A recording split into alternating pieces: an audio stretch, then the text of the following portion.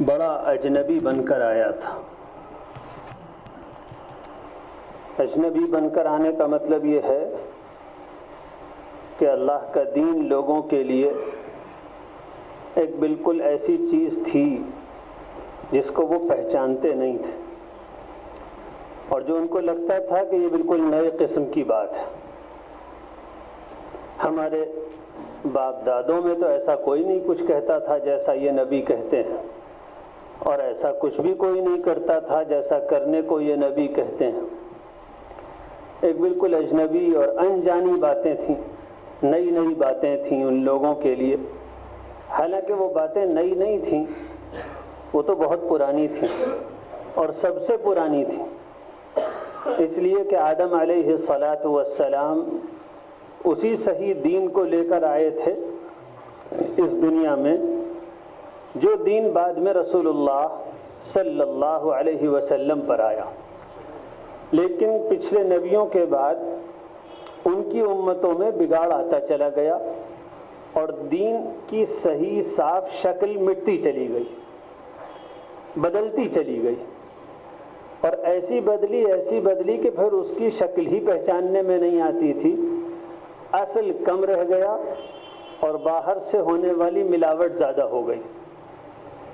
پھر جب رسول اللہ صلی اللہ علیہ وسلم دنیا میں تشریف لائے تو اللہ کا وہ پرانا اصلی دین جو پہلے حضرت آدم علیہ السلام جنت سے اپنے ساتھ لائے تھے، پھر جب لوگوں کی جہالتوں کی وجہ سے وہ مٹنے لگا اور اس میں دوسری چیزوں کی ملاوٹ زیادہ ہو گئی، تو حضرت نوح علیہ السلام نے آ کر اس کو زندہ کیا، اور پھر اس کے بعد ہر زمانے میں اللہ کے نبی آتے رہے، یہاں تک کہ جب اس دین میں بہت ملاوٹ ہو گئی اور اصلی دین کا نام و نشان تک مٹنے لگا، تو اللہ تعالیٰ نے حضرت ابراہیم علیہ السلام کو بھیجا۔ حضرت ابراہیم علیہ السلام جب دنیا میں آئے تو وہ اللہ کا سچا دین تقریباً مٹ چکا تھا۔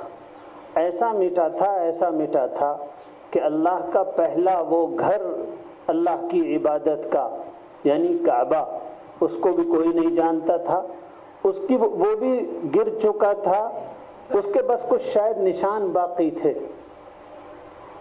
تو حضرت ابراہیم علیہ السلام کو اللہ نے حکم دیا اور ان پر اپنی کتاب بھی نازل کی اور ان پر اپنی وحی آئی یہاں، اور ان سے اس پرانے دین کو پھر زندہ کیا، اور انہوں نے خاص طور پر ایک اللہ کی عبادت اور کسی کی عبادت اس کے علاوہ نہ کرنا، اس کو بہت زوروں کے ساتھ زندہ کیا۔ پھر حضرت ابراہیم علیہ السلام نے اپنے بیٹے حضرت اسماعیل کو اس خاص دین کے ساتھ اور اس کی دعوت کے ساتھ اور اس کی سب سے بڑی عملی نشانی نماز کے ساتھ مکے میں بسایا۔ اللہ کے دین کے ساتھ اور اس کی دعوت کے ساتھ، اور اللہ کے دین اسلام کی سب سے بڑی عملی نشانی نماز کے ساتھ مکے میں بسایا۔ اس اللہ سے یہ دعا مانگ کر بسایا، اور اللہ ہی نے ان کو اس کام کا حکم دیا تھا کہ اپنی نسل کو مکے میں بساؤ، اور ان کے ذمے ہم یہ کام کریں گے کہ ساری دنیا میں وہ نماز قائم کریں۔ تو حضرت ابراہیم علیہ السلام نے اللہ سے دعا مانگی کہ اللہ، آپ نے جہاں حکم دیا تھا وہاں میں نے لے جا کر اپنی بیوی کو اور دودھ پیتے بچے کو چھوڑ دیا ہے، اب ان کی اولاد میں برکت دینا آپ کا کام ہے، آپ برکت دے دیجئے۔ اور میں نے تو ان کو مکے لے جا کر اس لیے بسایا ہے تاکہ ان کے ذریعے پوری دنیا میں نماز قائم ہو۔ پھر حضرت اسماعیل اور حضرت ابراہیم کا یہ دین بھی مٹنے لگا۔ مکے کے لوگ اور عرب کے لوگ جو نبیوں کی اولاد تھے، حضرت ابراہیم کی اولاد تھے اور حضرت اسماعیل کی اولاد تھے۔ مکے میں جو لوگ بستے تھے وہ حضرت ابراہیم اور حضرت اسماعیل کی اولاد تھے، سب ان کی نسل کے لوگ تھے۔ خود ان میں دین مٹ گیا، ایسا مٹا کہ وہ کہتے تھے کہ ہم حضرت ابراہیم کی ملت پر ہیں، ان کے طریقے پر ہیں، لیکن دین اتنا مٹ گیا تھا کہ دین کی سب سے بڑی پہچان اور سب سے اہم چیز یعنی لا الہ الا اللہ، اللہ کے علاوہ کوئی عبادت کے لائق نہیں، کوئی سجدے کے لائق نہیں، کسی کی پوجا نہیں کی جائے گی، کسی سے دعا نہیں مانگی جائے گی، کسی کو دنیا میں بناؤ اور بگاڑ کا مالک نہیں سمجھا جائے گا، ساری قدرت اللہ کی ہے، باقی سب اس کے سامنے بندے اور کمزور ہیں۔ یہ جو دین کی سب سے اہم بنیاد تھی، مکے والوں کی یہ بنیاد بھی ڈھا گئی، اور حد تو یہ ہوئی ہے آخری درجے کی جس سے اندازہ کیا جا سکتا ہے کہ اللہ کے نبی کی اولاد میں بھی دین کتنا بگڑ جاتا ہے۔ تو ہم لوگوں کو جو دین بگڑا ہوا نظر آ رہا ہے اس سے زیادہ پریشان اور تکلیف میں ہونے کی ضرورت نہیں۔ حضرت اسماعیل اور حضرت ابراہیم کی اولاد میں اور انہی کے شہر میں دین اتنا اس بری طرح بگڑا کہ کعبے کے اندر ان کی اولاد نے 360 بت رکھ دیے تھے۔ کس نے رکھے تھے؟ ان کی اولاد نے۔ اور ایسا نہیں تھا کہ وہ حضرت ابراہیم کو بھول گئے تھے، اور ایسا بھی نہیں تھا کہ وہ حضرت اسماعیل کو بھول گئے تھے۔ وہ کہتے تھے کہ ہم ان کی اولاد میں ہیں اور انہی کے طریقے پہ ہیں۔ اور حضرت ابراہیم حضرت اسماعیل کا بنایا ہوا جو کعبہ تھا، وہ اس کعبے کی بہت تعظیم کرتے تھے۔ وہ حضرت ابراہیم اور حضرت اسماعیل کی خاص میراث حج بھی کرتے تھے، اور بلکہ یہی نہیں کہ خود حج کرتے تھے، حج کا سارا انتظام اپنے خرچ سے کرتے تھے۔ جو حاجی غریب آتے تھے ان کو کھانا اپنے پاس سے کھلاتے تھے، بڑی تعداد میں حاجی آتے تھے ان کو پانی پلانے کا انتظام اپنے پاس سے کیا کرتے تھے۔ لیکن اس کے باوجود ان کا دین اتنا بگڑ گیا تھا۔ اس میں بڑا سبق ہے کہ نبیوں کی اولاد میں اور ان کی امتوں میں دین کیسے بگڑتا ہے۔ دین کیسے بگڑتا ہے؟ ہم لوگوں کو بھی بہت ہوشیار رہنا چاہیے۔ اگر ہم فکر نہیں کریں گے تو ہمارا دین بگڑ جائے گا، ہم جہالت کے راستے پہ آ جائیں گے۔ دین میں طرح طرح کی باہر سے چیزیں آ کے مل جاتی ہیں اور اصلی چیزیں نکل جاتی ہیں۔ تو رسول اللہ صلی اللہ علیہ وآلہ وسلم نے آ کر پھر وہ ہمیشہ سے آنے والے اس صحیح دین کو زندہ کیا۔ نماز خراب ہو گئی تھی، اس کو صحیح کیا۔ عقائد خراب ہو گئے تھے، ایمان خراب ہو گیا تھا۔ ایک اللہ کی عبادت اور اسی کو مالک سمجھنا، اسی کو مشکل کشا سمجھنا، اسی کے ہاتھ میں ساری قدرت کے خزانے ہونا، یہ بات عقیدے سے نکل گئی تھی۔ اور مکے کے لوگ اور نبیوں کی اولاد اللہ کے علاوہ بتوں سے مانگنے لگی تھی۔ تو رسول اللہ صلی اللہ علیہ وسلم جب دنیا میں تشریف لائے اور اس دین کو زندہ کیا تو آپ نے فرمایا کہ جب میں آیا تو دین بالکل اجنبی تھا۔ اس دین سے لوگوں کو چڑ تھی، لوگ کہتے تھے ارے یہ تو بالکل نئی چیز لے کر آیا، ما سمعنا بہذا فی آبائنا الاولین، ارے یہ پتہ نہیں کہاں سے نئی چیز لے کے آیا، ہم نے اپنے پرکھوں اور باپ دادوں سے تو یہ بات نہیں سنی تھی۔ وہ اس کے دشمن بن گئے اور انہوں نے آوازیں دیں کہ اٹھو انمشوا واصبروا علی آلہتکم ان ھذا لشیء یراد، یہ تو کوئی بڑی سازش ہے، چلو بھائی اپنے بتوں پر جمے رہنا، اپنے بتوں کی پوجا اور عبادت مت چھوڑنا۔ کون کہہ رہا ہے؟ حضرت ابراہیم اور حضرت اسماعیل کی اولاد۔ لیکن رسول اللہ صلی اللہ علیہ وسلم اللہ کے دین پر جمے رہے۔ آپ اللہ کا دین سچا پہنچاتے رہے، آپ کہتے رہے کہ اللہ کا صحیح دین وہ ہے جو اللہ نے اپنی کتاب میں اتارا، اس کے رسول کے ذریعے دیا ہے۔ تمہاری زبانی باتوں سے دین نہیں ہو جایا کرتا، تمہاری عقلوں سے کوئی چیز اللہ کا دین نہیں بن جایا کرتی۔ آپ اس پر جمے رہے، برداشت کرتے رہے یہاں تک کہ پتھر میں چھید ہو گیا۔ پتھر پر ایک بوند گرتی ہے، پانی کی نرم بوند بھی جب مدت تک گرتی ہے تو پتھر میں چھید کر دیتی ہے۔ تو بیٹا آپ یہ سب مت کرو، ڈسٹرب ہو رہا ہے، رہنے دو، تھوڑی دیر برداشت کر لیں گے ہم لوگ گرمی۔ چلو چلا لو، جلدی چلاؤ۔ تو سب لوگ ہمارا بیان سننے کے بجائے کولر کا بیان سن رہے ہیں، سب آنکھیں ادھر لگی ہوئی ہیں۔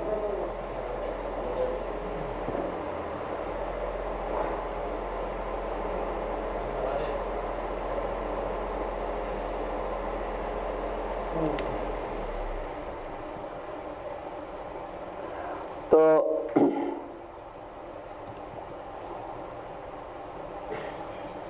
جب اسلام پھیل گیا تو آپ صلی اللہ علیہ وسلم نے لوگوں سے کہا کہ اسلام جب آیا تھا، یعنی میں جب نبی بن کر آیا تو لوگ اس کو بالکل نئی چیز سمجھتے تھے، کوئی قبول نہیں کرتا تھا۔ جیسے کوئی اجنبی آدمی آپ کے دروازے پہ آئے اور کھٹکھٹائے تو آپ اندر نہیں بٹھائیں گے، اور جانا پہچانا آئے گا تو اندر بٹھائیں گے۔ تو اسی طریقے سے جب دین آیا تو لوگوں نے اس کو پہچانا نہیں، اس کو اپنے اندر نہیں بلایا، استقبال نہیں کیا، لیکن اللہ کے کچھ بندے جمے رہے اور پھر اللہ کا دین چل نکلا۔ تو آپ صلی اللہ علیہ وسلم نے فرمایا ایک زمانہ پھر دوبارہ آئے گا کہ صحیح دین اسی طریقے سے اجنبی ہو جائے گا، صحیح دین پھر اسی طریقے سے اجنبی ہو جائے گا، اور پھر وہی مشکلات آئیں گی، پھر وہی مسائل آئیں گے۔ پھر آپ صلی اللہ علیہ وسلم نے خوشخبری دی، فرمایا ایسے اجنبیوں پر اللہ کی رحمت، ایسے اجنبیوں پر اللہ کی رحمت جو مخالف حالات اور ماحول میں اللہ کے صحیح دین کو زندہ کیے رہے، ایسے اجنبیوں پر اللہ کی رحمت۔ تو صحابہ کرام نے فرمایا کون ہیں ایسے اجنبی؟ ایسے اجنبی کون ہیں؟ ایسے غربا کون ہیں؟ آپ نے فرمایا ہم الذین یصلحون ما افسد الناس، وہ لوگ ہوں گے، ابھی نہیں ہیں وہ لوگ جن کے لیے میں رحمت کی دعا کر رہا ہوں، ابھی نہیں ہیں، وہ لوگ ہوں گے کہ جب لوگ دین کو بگاڑ دیں گے تو وہ اس صحیح دین کو پھر سے زندہ کریں گے۔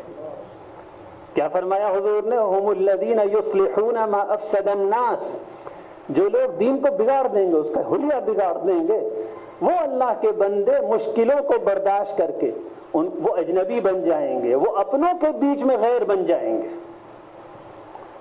وہ اپنوں کے بیچ میں غیر ہو جائیں گے، ان سے کوئی بات نہیں کرے گا، ان کا سماجی بائیکاٹ کیا جائے گا، ان کو پریشان کیا جائے گا۔ فرمایا ایسے لوگ جو لوگوں کے پیدا کیے ہوئے بگاڑ کو ٹھیک کریں گے، اور ٹھیک کیسے کریں گے؟ اللہ کا صحیح دین زندہ کریں گے، سنت زندہ کریں گے، رسول اللہ صلی اللہ علیہ وسلم کا طریقہ زندہ کریں گے، اور لوگوں نے باہر سے آ کر جو چیزیں اس میں ملا لی ہیں، جو غلط عقائد ایجاد کر لیے ہیں، توحید کو شرک سے بدل دیا ہے، اس سب کو ٹھیک کریں گے۔ میں دعا کرتا ہوں اللہ سے رحمت کی، ان کو خوشخبری دیتا ہوں۔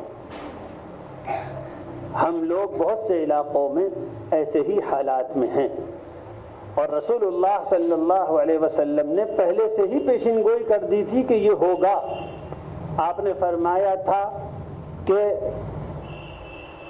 لَتَتَّبِعُنَّ سَنَنَ مَنْ كَانَ قَبْلَكُمْ حَذْوَ النَّعْلِ بِالنَّعْلِ وَالْقُذَّةِ بِالْقُذَّةِ حَتَّى لَوْ أَنَّ أَحَدَهُمْ دَخَلَ جُحْرَ ضَبٍّ لَدَخَلْتُمُوهُ۔ آپ نے فرمایا تھا صلی اللہ علیہ وسلم کہ پچھلی امتوں نے دین کو جیسے جیسے بگاڑا تھا، اور جو اس میں فساد مچایا تھا، جو اس میں بدعتیں ایجاد کی تھی، جو خرابی پیدا کی تھی، اس کی حقیقت کو جیسے جیسے مسخ کیا تھا اور مٹایا تھا، محمد کی امت صلی اللہ علیہ وسلم تم لوگ بھی اپنے دین کا وہی حال کرو گے۔ حضور اکرم صلی اللہ علیہ وسلم نے پہلے سے ہی پیشین گوئی کی تھی کہ یہ ہوگا۔ کیسے ہوگا؟ فرمایا تھا کہ جس طرح پچھلی امتوں نے دین بگاڑا تھا، تم ان کے پیچھے پیچھے چلو گے یہاں تک کہ راستے میں ان کے پاؤں کے جو نشان ہوں گے تو تم بھی ان کے پاؤں کے نشانوں پر پاؤں رکھتے ہوئے چلو گے، 1 انچ ہٹو گے نہیں۔ پاؤں کے نشان پڑ جاتے ہیں نا، کچا گیلا راستہ ہو چلے آدمی تو پاؤں کے نشان پڑتے چلے جاتے ہیں، بعد میں کوئی آئے تو اس کو پاؤں کے نشان نظر آتے ہیں۔ تو فرمایا کہ او مسلمانوں، تم لوگ بھی پچھلی امتوں نے جو بگاڑ کیا تھا اور بگاڑ کے اور دین کو بدل دینے کے راستے پہ جیسے چلے تھے ویسے ہی تم لوگ بھی چلو گے۔ تو پچھلی امتوں نے کیا بگاڑ کیا تھا میں نے بتایا، ابراہیم اور اسماعیل کی اولاد نے کیا تھا، اور بنی اسرائیل نے کیا تھا، وہ بھی نبیوں کی اولاد تھے، انہوں نے کیا تھا، انہوں نے اپنے نبیوں کی قبروں کو پوجا پاٹ کا مرکز بنا لیا تھا، سجدہ کیا تھا۔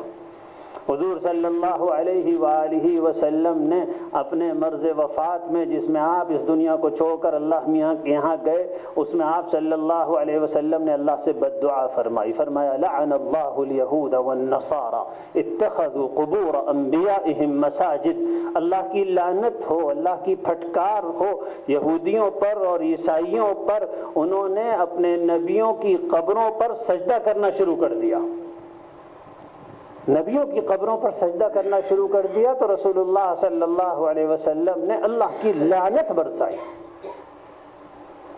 لیکن حضور نے یہ بھی فرمایا کرو گے تم لوگ بھی یہی سب، کرو گے تم لوگ بھی یہی سب۔ اور پھر طرح طرح کی رسمیں، طرح طرح کی بدعتیں انہوں نے ایجاد کی۔ ہمارے مسلمانوں میں بھی جو کچھ ہو رہا ہے ہم جانتے ہیں، لیکن حضور صلی اللہ علیہ وسلم نے فرمایا تھا ان لوگوں کے لیے میں اللہ کی طرف سے خوشخبری دیتا ہوں اچھے انجام کی، جو لوگوں کے، مسلمانوں کے پیدا کیے ہوئے بگاڑ کو ٹھیک کریں گے۔ اور وہ ٹھیک کیسے کریں گے؟ ٹھیک ایسے کریں گے انشاءاللہ کہ ہم صحیح دین پر چلیں گے، ہم صحیح دین کی دعوت دیں گے، ہم صحیح دین پر چلیں گے، ہم صحیح دین کی دعوت دیں گے۔ صحیح دین کیا ہے؟ اللہ کے رسول محمد صلی اللہ علیہ وآلہ وسلم اللہ کے سچے اور آخری رسول ہیں، جو آپ صلی اللہ علیہ وآلہ وسلم نے کہہ دیا وہی برحق ہے، اور جو آپ کا طریقہ ہے وہی دین اور سنت ہے، اور جو آپ کے طریقے کے خلاف ہو، چاہے کسی کا بھی طریقہ ہو، وہ سنت نہیں، وہ دین نہیں، وہ ہدایت کا راستہ نہیں۔ اور رسول اللہ صلی اللہ علیہ وسلم پر اللہ کا دین ختم ہو گیا، اللہ کا دین ختم ہو گیا، مکمل ہو گیا۔ اب اس میں ایک نقطے کا بھی کوئی اضافہ نہیں ہو سکتا۔ اب اگر کوئی آدمی دین میں کوئی اضافہ لا کر کرتا ہے اور کہتا ہے کہ یہ اس لیے اچھا ہے کہ مجھے اچھا لگ رہا ہے، تو ہم اس سے کہیں گے کہ دین تو اللہ کے رسول ہم سب کے سردار محمد صلی اللہ علیہ وسلم پر ختم ہو گیا۔ اب ان کے بعد کوئی بھی، نہ کوئی عالم، نہ کوئی ولی، نہ کوئی بزرگ، یہاں تک کہ کوئی صحابی بھی دین میں کسی نئی بات کا اضافہ نہیں کر سکتا۔ ہم الذین یصلحون ما افسد الناس، لوگ جو جو بگاڑ کریں گے، جو اللہ کے بندے اس صحیح دین پر کو زندہ کریں گے اور بگاڑ کی اصلاح کریں گے، ان کے لیے رسول اللہ صلی اللہ علیہ وسلم کی خوشخبری ہے۔ ہم اس صحیح دین کو زندہ اس طرح کریں گے کہ رسول اللہ صلی اللہ علیہ وسلم کا جو دین صرف قرآن میں ہے اور حدیث میں ہے اور کہیں نہیں ہے، ہم اس دین کو خود بھی سیکھیں گے، دوسروں کو بھی سکھائیں گے، خود بھی سیکھیں گے، دوسروں کو بھی سکھائیں گے، علماء سے سیکھیں گے، دین کا علم رکھنے والوں سے سیکھیں گے، جو معتبر علماء کی صحیح کتابیں ہیں قرآن اور حدیث کی تعلیم دینے والی، ان کتابوں کو پڑھیں گے اور پڑھائیں گے، گھروں میں ان کی تعلیم کریں گے، مسجدوں میں ان کی تعلیم کریں گے، اپنے دوستوں کو اور رشتہ داروں کو ان کی باتیں سمجھائیں گے اور پہنچائیں گے، اللہ کا دین ایسے زندہ ہوگا۔ اور ایک اور بات قرآن مجید نے سکھائی، قرآن مجید نے یہ سکھایا کہ جب کہیں تمہیں کسی دینی بگاڑ سے سامنا ہو اور لوگ تمہارے دشمن بن جائیں، جب کہیں تم کو کسی دینی بگاڑ کا سامنا ہو اور لوگ تمہارے دشمن بن جائیں، تو تم ان کی دشمنی کا اور ان کی خرابی کا اور ان کی بد اخلاقی کا اور ان کی زیادتی کا جواب اچھے اخلاق سے دینا۔ ادفع باللتی ہی احسن، ادفع باللتی ہی احسن، برائی اور ظلم اور زیادتی اور دین کو بگاڑنے والی بات کا جواب خوبصورتی سے دینا۔ ایسا نہ ہو کہ گالم گلوچ کا جواب گالم گلوچ، یہ دین کا، یہ سنت کا طریقہ نہیں ہے۔ ادفع باللتی ہی احسن، ہم نرمی سے بات کہیں گے لیکن حق کہیں گے، ہم صاف کہیں گے یہ سنت کے خلاف ہے، یہ بدعت ہے، یہ دین میں اضافہ ہے، یہ شرک ہے، یہ رسول اللہ صلی اللہ علیہ وسلم کا طریقہ نہیں ہے۔ عجیب بات ہے کہ پچھلی امتوں نے بھی یہی کیا تھا کہ اللہ کے نبیوں کی محبت کی دعوت کے نام پر دین بگاڑ دیا تھا، اللہ کے ولیوں کی محبت کے نام پہ دین بگاڑ دیا تھا۔ قرآن نے پچھلی قوموں کے بتوں کا تذکرہ کیا ہے، یسوع، یغوث اور نصر، 3-4 بتوں کا تذکرہ کیا۔ حضرت عبداللہ ابن عباس نے بتایا یہ جو بت تھے پچھلی قوموں کے، یہ کوئی ایسے بت نہیں تھے، بلکہ یہ اپنے زمانے کے نیک لوگ اور اللہ کے ولی تھے۔ لوگوں نے ان کی محبت میں ان کی صورت بنا کر رکھ لی اور دھیرے دھیرے ان کی پوجا شروع کر دی، وہ بت بن گئے۔ تو جو بھی بگاڑ آیا ہے وہ آیا ہے دین میں غلو کے راستے سے۔ ایاکم والغلو فی الدین فإن الغلو اہلک من کان قبلکم۔ تو رسول اللہ صلی اللہ علیہ وسلم کی امت میں جو بگاڑ آیا ہے، ہم اپنے بھائیوں اور دوستوں اور اپنے بھائیوں کی زیادتی کو برداشت کر کے اچھے اخلاق سے ان تک صحیح بات پہنچاتے رہیں گے اور اللہ سے اجر کی امید رکھتے رہیں گے۔ اگر ہم دنیا میں اجر چاہیں گے کہ ہم تو اتنے دنوں سے صحیح دین پہ جمے ہوئے ہیں، لوگ مان نہیں رہے، تو ہم مایوس ہوں گے۔ اور اگر ہم یہ سوچیں گے کہ دنیا تو ہم کو مطلوب ہی نہیں، ہمیں تو اس کا بدلہ اس دن لینا ہے جس دن انشاءاللہ رسول اللہ صلی اللہ علیہ وسلم سے ملاقات ہوگی اور آپ کہیں گے ان لوگوں نے میرا صحیح دین اور میری سنت کو سینے سے چمٹائے رکھا، انہوں نے زندہ رکھا، یہ اس کی خدمت اور محنت کرتے رہے۔ انشاءاللہ ہم اس دن اس کا بدلہ لیں گے جب حوض کوثر پہ رسول اللہ صلی اللہ علیہ وسلم سے ملاقات ہوگی، اور انشاءاللہ ہم لوگ صحیح دین کو سیکھنے اور سکھانے والے اس دن نظر آئیں گے، اس دن ہم اس کا بدلہ لیں گے۔ تو جو اس دن پر امید رکھے گا وہ کبھی مایوس نہیں ہوگا۔ اس لیے آپ کے گاؤں کے خاص حالات میں آپ لوگوں سے عرض کرتا ہوں، ادفع باللتی ہی احسن۔ کبھی غصے گرمی سے بات نہیں ہونی چاہیے۔ ہاں، اس کا مطلب یہ بھی نہیں ہے کہ حق کی دعوت چھوڑ دی جائے، اس کا مطلب یہ نہیں ہے کہ زبان سی لی جائے۔ لوگوں نے یہ سمجھا ہے کہ صحیح دین کی دعوت دینا یہ تو علماء کا کام ہے، یہ تبلیغی جماعت آ جائے تو اس کا کام ہے۔ نہیں بھائی، آپ کا کام ہے، آپ کا صحیح بات سیکھیے، صحیح بات سیکھیے، علماء سے پوچھیے، سمجھیے، غور کیجیے۔ آخر کھیت میں کون سا کیڑا لگے گا تو کون سی دوا ڈالنی ہے یہ بھی سیکھتے ہیں کہ نہیں سیکھتے ہیں؟ اور ایک مرتبہ سیکھ لیتے ہیں، اولاد کو سکھا کے جاتے ہیں۔ کبھی ایسا نہیں ہوتا کہ پوٹاس کی جگہ کوئی کچھ اور ڈال دو، ہمیشہ صحیح دوا ڈالتے ہو، سیکھ لیتے ہو، تو اللہ کا دین کیوں نہیں سیکھ پاؤ گے؟ ہم دیہاتی آدمی ہم نہیں سیکھ پائیں گے، یہ جھوٹا بہانہ ہے، یہ بہانے نہیں چلنے والے۔ جو نئی سے نئی دوا آتی ہے کسان وہ سیکھ لیتا ہے، کتنے پانی میں کتنی ملائی جائے گی سیکھ لیتا ہے۔ کبھی دوا زیادہ ڈال کر اپنی کھیتی نہیں چلاتا۔ کبھی سنا کہ فلاں نے زیادہ دوا ڈال لی، پورا 50 بیگھے کا دھان جل گیا؟ نہیں صاحب، اس میں ہم دیہاتی نہیں ہیں، اس میں ہم ان پڑھ نہیں ہیں، اس لیے کہ 4 پیسے کا نقصان ہوتا ہے۔ یہاں دین کا جنازہ نکلا جا رہا ہے، ہمیں فکر نہیں ہے، اس میں ہم دیہاتی ہیں۔ رسول اللہ صلی اللہ علیہ وسلم کے وہ صحابی جن کے ذریعے ہزاروں نے لاکھوں کو ہدایت ملی، اور آپ کا سامنا تو مسلمان بھائیوں سے ہے جو قرآن پر ایمان رکھتے ہیں، رسول پر ایمان رکھتے ہیں۔ محبت سے جا کے کہو گے کس کا دل نہیں پسیجے گا؟ صحابہ کا سامنا کفار سے تھا جو نہ اللہ کو مانتے تھے، نہ رسول کو مانتے تھے، نہ قرآن کو مانتے تھے۔ ہم سے کتنا مشکل کام تھا۔ اللہ کے رسول کے وہ صحابی لاکھوں کی ہدایت کا ذریعہ بن جاتے تھے جو اپنا نام بھی نہیں لکھ پاتے تھے، ان پڑھ تھے، وہ ان پڑھ تھے اکثر صحابہ، لیکن ان کے ذریعے ہدایت پھیلتی تھی۔ تو ایک ایک آدمی سیکھے صحیح عقیدہ کیا ہے، توحید کیا ہے، شرک کیا ہے، یہ بات کیوں بدعت ہے، یہ چیز کیوں گناہ ہے، سنت کیا ہے، صحیح دین کیا ہے، علماء سے پوچھو۔ اور میں علماء سے بھی کہتا ہوں، 2 ٹوک ہمارے قاری صاحب یہاں کے دینی رہنما ہیں، 2 ٹوک سیدھی بات کہ سنت یہ ہے، یہ چیز رسول اللہ صلی اللہ علیہ وسلم کے دین میں نہیں ہے، یہ حضور نے نہیں کیا، یہ صحابہ نے نہیں کیا، یہ تابعین نے نہیں کیا، یہ بعد میں ایجاد ہو گیا۔ صحیح دین وہ ہے جو اللہ کے رسول صلی اللہ علیہ وسلم نے صحابہ کو دیا اور صحابہ نے اس پر عمل کیا۔ اتنی سی بات لوگوں کو سکھانے میں کون سی پریشانی ہے؟ اور جو بھائی سیکھ جائیں وہ بڑی نرمی سے بڑی محبت سے گاؤں کے ایک ایک آدمی سے بات کریں، آپ کیوں بدعت کرتے ہو؟ رسول اللہ صلی اللہ علیہ وآلہ وسلم نے بدعت کو سنگین گناہ بتایا ہے۔ آپ نے فرمایا کل محدثۃ بدعہ وکل بدعۃ ضلالہ وکل ضلالۃ فی النار۔ ہر دین میں جو نئی بات ایجاد کر لی جائے، دین میں دیکھو یہ حدیث تو ہم سب اس کو یاد کر لیں گے، دیکھو میں تم کو اپنی زبان میں سمجھاتا ہوں۔ حضور صلی اللہ علیہ وسلم نے بتایا دین میں جو نئی بات ایجاد کر لی جائے وہ بدعت ہوتی ہے۔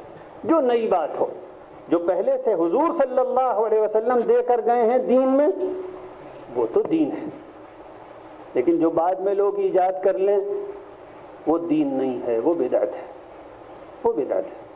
اور پھر فرمایا اور ہر بدعت گمراہی ہے، اور ہر گمراہی اور ہر بدعت جہنمی گناہ ہے۔ حضور صلی اللہ علیہ وسلم نے فرمایا جہنمی گناہ ہے، کبیرہ گناہ ہے۔ تو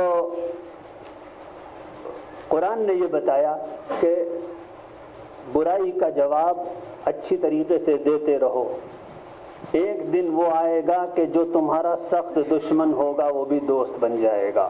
فَإِذَا الَّذِي بَيْنَكَ وَبَيْنَهُ عَدَاوَةٌ كَأَنَّهُ وَلِيٌّ حَمِيمٌ، تم میں اور جس میں سخت دشمنی ہوگی، ایک دن وہ آئے گا کہ وہ تمہارا جگری دوست بن جائے گا، تمہاری بات مان لے گا،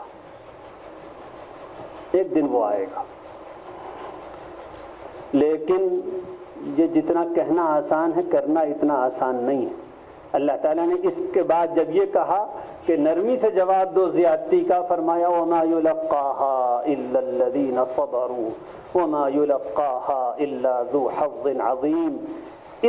اس بات کی توفیق، اس کی توفیق اسی کو ملتی ہے جو صبر کرنا سیکھ لیتے ہیں، اور یہ اسی کو اس کی توفیق ملتی ہے جس کو اللہ نے بڑی قسمت والا بنایا ہوتا ہے۔ تو بھائی اچھی قسمت والا بننا ہے۔ اللہ تعالیٰ مجھے اور آپ کو توفیق عطا فرمائے۔ ایک کام کیجئے، آپ کے یہاں الحمدللہ مکتب چلتا ہے چھوٹے بچوں کا، اس کی تعلیم کا نظام خوب معیاری کیجئے، اور گاؤں کے عام لوگوں کے بچوں کو لا کر جوڑنا شروع کیجئے، اور بچوں کو حافظ بنائیے، عالم بنائیے۔ آپ کے گاؤں میں اگر صحیح دین کو سمجھنے والے، رسول اللہ صلی اللہ علیہ وسلم کی صحیح سنت اور آپ کے صحیح طریقے کو جاننے والے اچھے علماء کچھ تیار ہو جائیں گے تو انشاءاللہ وہ وقت آ جائے گا کہ ہدایت عام ہوگی اور بدعت کی تاریکی اور اس کا اندھیرا کم ہونے لگے گا۔ اللہ تعالیٰ توفیق عطا فرمائے۔ پھر ایک مرتبہ یاد دلاؤں کہ حضور صلی اللہ علیہ وسلم نے فرمایا تھا کہ دین پھر سے اجنبی ہو جائے گا، دین پھر سے اجنبی ہو جائے۔ کیسے اجنبی ہوگا؟ حضور نے فرمایا تم میری امت کے لوگ، تم لوگ وہی اس میں بگاڑ مچاؤ گے جو پچھلی قوموں نے مچایا ہے، وہی ہوگا سب۔ میری امت کے اندر وہی ساری برائیاں آئیں گی۔ تو آ گئی وہ برائیاں اور ہم نے دیکھ لیا۔ پھر فرمایا وہ لوگ خوش قسمت ہیں اور ان کے لیے اللہ کی رحمت کی خوشخبری ہے اور رسول کی دعا ہے جو ایسے بگاڑ کے دور میں صحیح دین پر قائم رہیں، چاہے ان کو اپنے گاؤں میں اور اپنوں کے بیچ اجنبی بننا پڑے۔ تو لوگوں نے پوچھا وہ خوش نصیب لوگ کون ہوں گے جن کا یہ تذکرہ ہے؟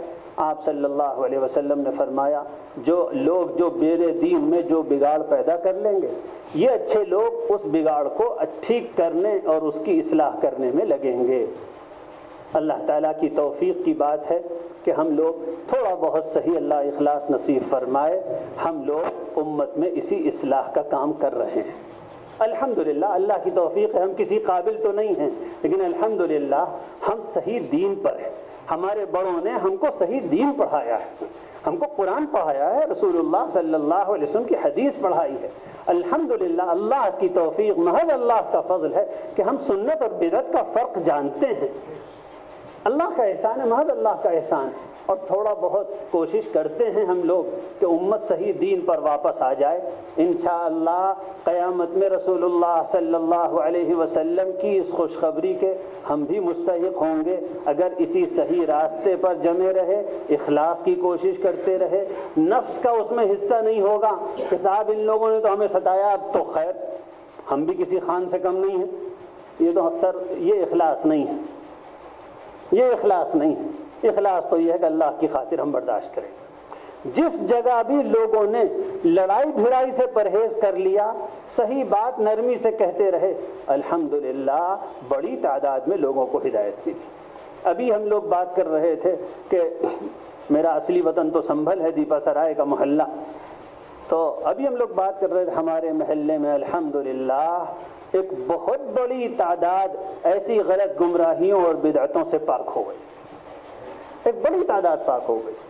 اس کی وجہ یہی تھی کہ حضرت مولانا عبد المومن صاحب رحمۃ اللہ علیہ, اللہ تعالیٰ بلند درجات عطا فرمائے, اور ہمارے محترم بھائی حضرت مولانا وسیم اصغر صاحب, یہی دو لوگ آئے تھے اصل میں تو کام کرنے کے لیے. ان لوگوں نے وہاں یہ طے کر لیا کہ ہمیں لڑنا نہیں ہے. مجھے تو یاد ہے میری بھی نوجوانی کا دور تھا, کتنی گالیاں پڑتی تھی, کتنا سنایا جاتا تھا, کیسے کیسے فتوے ہوتے تھے, مگر کبھی جواب نہیں دینا ہے. ہاں صحیح بات کہتے رہنا ہے, سنت کی بات کہتے رہنا ہے. کبھی یہ بھی نہیں کہ زبان سیکھ کے بیٹھ جائیں, دعوت دیتی رہنے ہیں. الحمدللہ جو سمجھدار قسم کے لوگ تھے, اور خاص طور پہ جو نئی نسل نکل کر آئی, جو نوجوان آئے, انہوں نے حق کو پہچانا اور دھیرے دھیرے چیزیں کم ہونی شروع ہوئیں. الحمدللہ اللہ کا فضل ہے کہ بڑی تعداد میں لوگوں کو ہدایت ملی, اور انشاءاللہ آئندہ اور ملے گی. اللہ کی ذات سے امید ہے. اللہ تعالیٰ آپ کے گاؤں میں بھی انشاءاللہ یہی رحمت کا معاملہ کرے گا. وہ لوگ بہت مبارکباد کے مستحق ہیں جنہوں نے مشکلوں کے دور میں قربانی دے کر یہ فیصلہ کیا کہ ہمیں اس علاقے اور اس گاؤں میں سنت کا چراغ جلانا ہے.